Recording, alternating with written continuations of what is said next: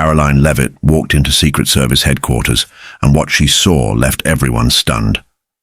Before we dive in, don't forget to hit the subscribe button and let us know in the comments where you're watching from. At just 28, Karoline had already made a name for herself in the political arena. A rising star in Congress, she was known for her fiery speeches, sharp intellect, and unwavering commitment to integrity. But it wasn't just her policies that set her apart. It was her authenticity. In a world where political alliances were often dictated by power and self-interest, Karoline was an anomaly. She was driven by a genuine desire to make the country a better place, ensuring the voices of ordinary citizens weren't drowned out by those at the top. Her popularity was undeniable, and her future looked brighter than ever. On an unusually crisp autumn morning, she stepped into the sleek, modern halls of the Secret Service headquarters in Washington, D.C. Each breath lingered in the cool air as she made her way inside. Today's visit was routine, a standard security check, just another formality required of public officials in her position. The building was pristine. White walls, gleaming floors, and the faint aroma of fresh coffee filled the air. Karoline had been through this process countless times before, yet something about today felt different. It wasn't the building, the people, or even the usual check-in procedures. It was something intangible, a shift in the atmosphere, a quiet tension that made her feel as though she was stepping into the unknown. After passing through security, her identification checked twice and her background run yet again, she was escorted to a small, nondescript room. A lingering sense of unease settled over her. She tried to focus on the campaign speeches she would give later that week, the legislation she was fighting to push through Congress, the long road ahead. But none of it seemed to matter in that moment. Something else pressed at the edges of her mind, something she couldn't quite name. The door opened. A man entered, clipboard in hand. Karoline recognized him instantly. Agent Samuel Carter. Tall, imposing with a calm yet authoritative presence, Carter was the kind of man who had seen it all. His neatly pressed suit and carefully groomed dark hair framed a face that had once been all over the news. Years ago, he had led one of the most harrowing covert operations in recent history, a secret mission to extract a high-profile informant from the Middle East. The mission had gone horribly wrong, ending in disaster. Carter had been declared missing in action, presumed dead. His disappearance had dominated headlines for months, leaving his family, colleagues, and the entire nation to grieve his loss. And yet here he was, alive. Karoline's pulse quickened. It didn't make sense. The man standing before her wasn't supposed to exist, not anymore. His presence was unsettling, almost ghostly, as if he had stepped out of a past that should have remained buried. For a moment, she was frozen, caught between disbelief and shock. "Miss Leavitt, it's a pleasure to meet you," Carter said, his voice smooth, but carrying an almost imperceptible edge. He extended a hand. His grip was firm, but his eyes were distant, hard, to read, as if he were seeing something far beyond her. "Agent Carter, I thought you were—" Karoline's words faltered. Her mind struggled to process the surreal nature of the moment.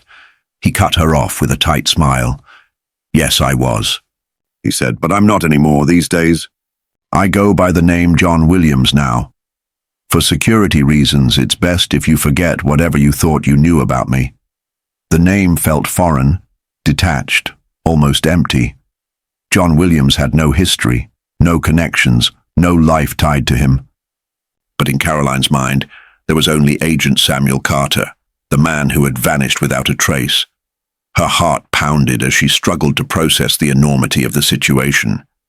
Was this some kind of deep cover operation?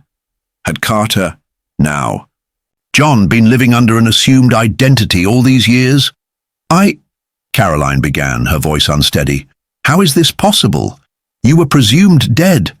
"The operation." Carter raised a hand, his expression tightening. I know this is a lot to take in, but right now, the details don't matter. What matters is that I'm here, and I need to talk to you about something critical. Despite the shock, curiosity flickered in Karoline's eyes. She gave a hesitant nod, signaling him to continue. The room suddenly felt smaller, the walls pressing in as tension filled the air. Every second of silence carried a weight of urgency. There's something you need to know, something that only you can help stop. Carter's voice dropped to a whisper.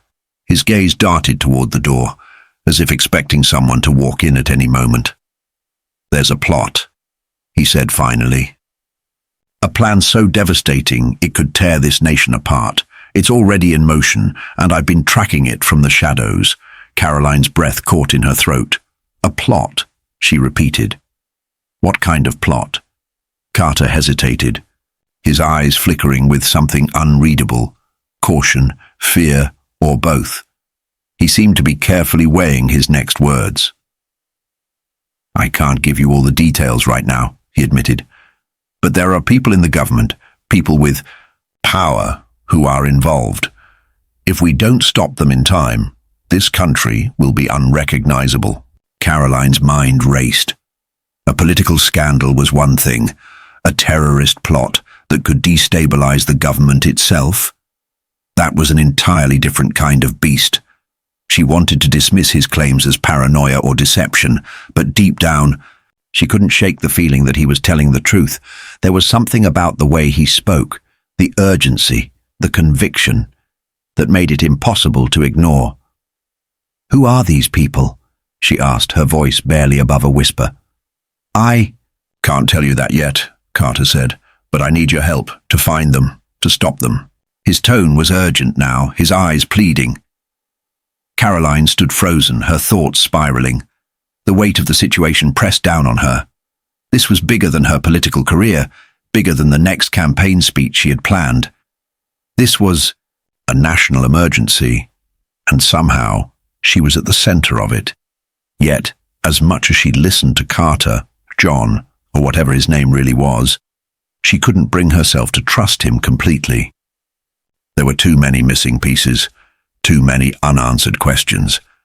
But at the same time, if he was telling the truth, the fate of the country could depend on what she did next. Taking a slow, steady breath, she nodded. I'll help you, she said. But I need answers, Agent Carter. I need to know everything. The tension in the room thickened as Karoline sat across from him, processing the weight of his words. The silence between them felt suffocating, heavy with unspoken truths.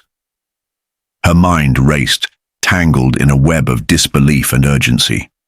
A man she had believed to be dead for years was now sitting in front of her, claiming he had information that could change the course of history. A plot involving high-ranking officials, a conspiracy hidden in plain sight. She studied Carter's face, his cold, unreadable stare. If he was lying, he was doing an incredible job of it. But if he was telling the truth, the consequences were unimaginable. Finally, he broke the silence. I know this is hard to believe, he said, his voice steady but deliberate, each word chosen carefully. But what I'm telling you is real. There is a network of operatives, both foreign and domestic, planning an attack that will shake this country to its core. Karoline leaned forward, her brow furrowed in concentration. Who are these people? Why would they want to destroy the country?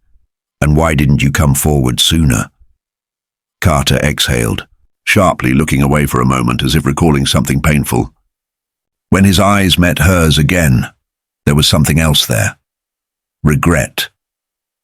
I didn't have a choice, he admitted. After the mission in the Middle East went wrong, I had to disappear.